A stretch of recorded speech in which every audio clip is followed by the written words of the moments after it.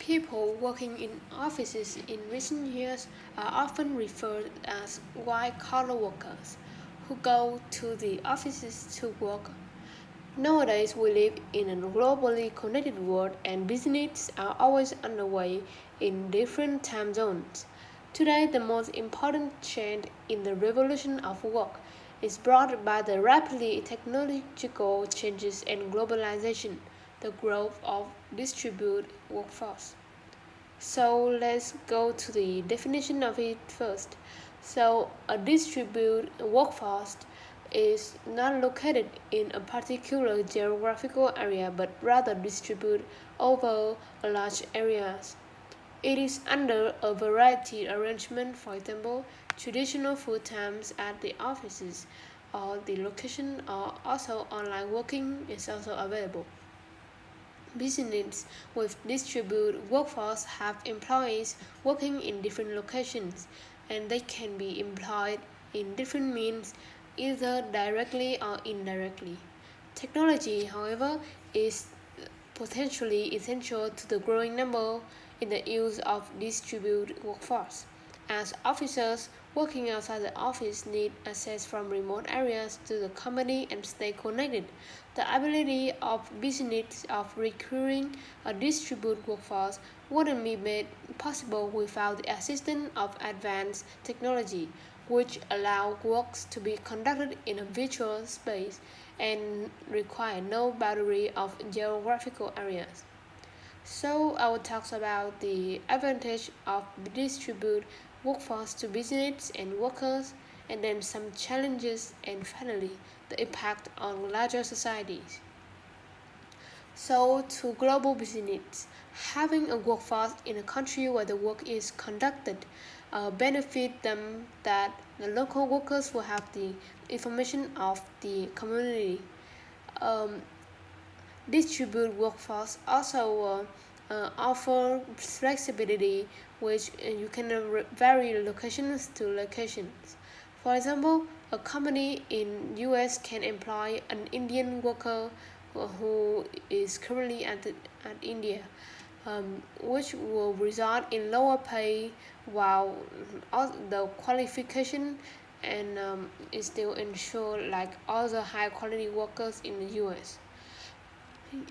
Business can also hire temporary and constantly rather than full-time employees, which is able to expand and contract the workforce in reaction to changing market demand. It is also easier to termination. So for workers, technology enables them to perform duties from any location with internet connection. It also allows workers to stay close with their families more often and no longer require physical presence at particular location, which will cause them to be more independent for the work of themselves, which they have more control and their responsibility of their work lives. Although there are some drawbacks too. Business that are not fully understood of the impact of distributed workforce on the intangible visual, visual development of a business culture. For example, they will have no control over meetings and communication, and the employees' loyalty and behaviors are also ensured. The workers, on the other hand, um, technology and distributed workforce allows, encourage, and sometimes requires them to be available to work 24 over 7, which often result in stress. Flexibility also comes at a cost of job security. Temporary or consistent employees have no job security at all, and moreover, they are not even protected from sudden termination by local labor law. They also receive no benefits like health insurance, unlike full-time employees. The larger proportion of population spend time majorly interacting in a complex social environment as the distributed workforce have impact on larger societies. Workplaces provide social interaction which will have impact on individuals. For example, it may cause isolation or lack of support that make them feel demotivated. It also build up a blurring boundary of work life and personal life.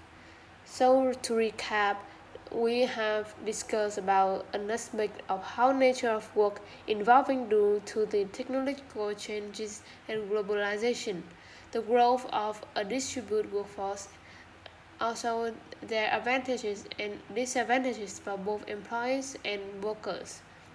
And finally, we talked about the potential impacts on societies.